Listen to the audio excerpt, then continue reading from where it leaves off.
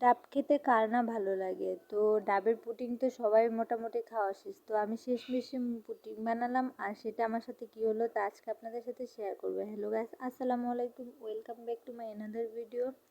তো নেটে এফবিতে বিভিন্ন পেজে দেখলাম সবাই ডাবের পুডিং বানিয়ে খাচ্ছে। তো আমিও ভাবলাম আমিও খাই। ঘরে ডাব ছিল না, নারকেল ছিল, তো আমি এটা দিয়ে পুডিং বানাবো। তো তার জন্য সবচেয়ে মেইন উপকরণ দরকার হলো আগার আগার পাউডার। আর আগার আগার পাউডারটা যদি ভালো কোম্পানির হয়, না হলে দলা দলা হয়ে যায় পানিতে দেওয়ার সাথে সাথে।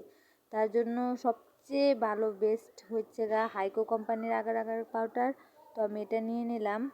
আর ফুটা করে নারকেলে দেখলাম কতটুকু পানি আছে, যেহেতু ডাব না, ডাবে তো অনেকটা পানি থাকে, নারকেলে অল্প একটু পানি থাকে।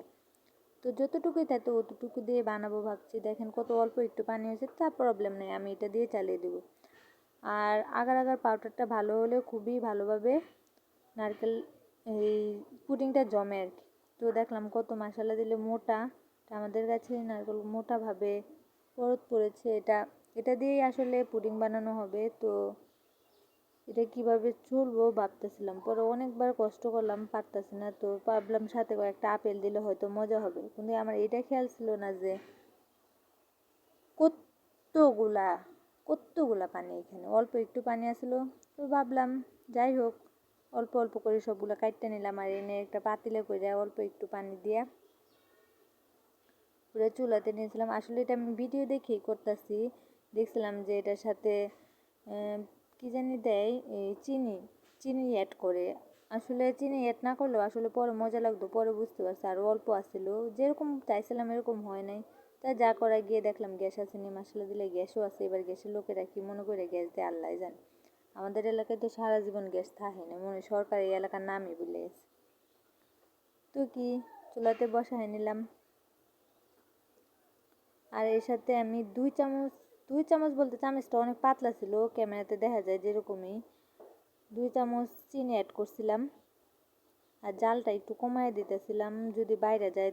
গরম অবস্থায় নাকি আগার আগার পাউডার দেওয়া যায় না। আমি আরও আগেও পুডিং বানাইছি, তবে ডাবের না, আমি এটা জেলি বানাইছিলাম, অরেঞ্জ জেলি ট্যাং দিয়া ওরকমভাবে বানাইছিলাম। তো অবশেষে আমি 1 চামচ চিনি দেওয়ার পরে ওই যে আগার আগার পাউডারটা দিয়ে ভালোভাবে নাড়াচাড়া করতেছিলাম, যাতে হালকা তাপ গরম হয়েছিল। আসলে ওই যে চুলাপাটটা অন্ধকার ছিল, তো ভালোভাবে ভাসেনি, স্টিলের পাতিল ছিল। তো এটা ভালোভাবে অবরত নাড়াচাড়া করতে হবে, যাতে ভালোভাবে খাওয়া যায়। নাড়াচাড়া করলে সাথে সাথে মিশে যাবে। আর যদি গরম অবস্থায় দেওয়া হয় তাহলে তো মিশবই না, বরঞ্চ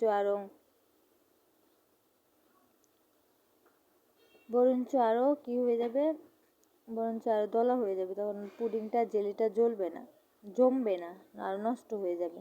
তো ভালোভাবে আমি অবরত নাড়ানাড়ি করতেছিলাম, আর ভাবতেছিলাম কোন সময় হবে। তো হতেই থাকলো।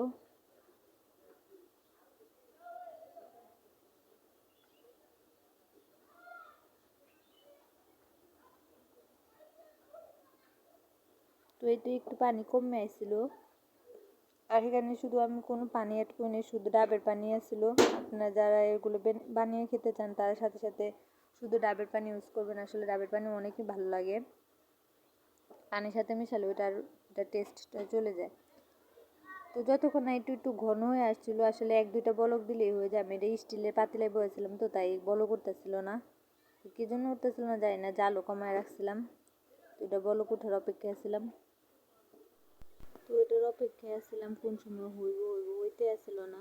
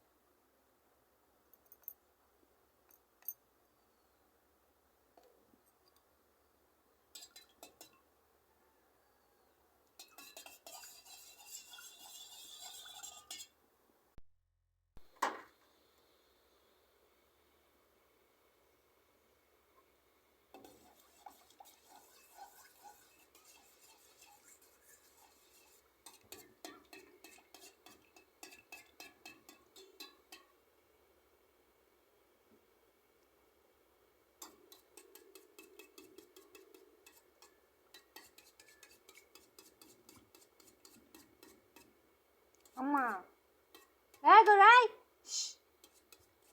এই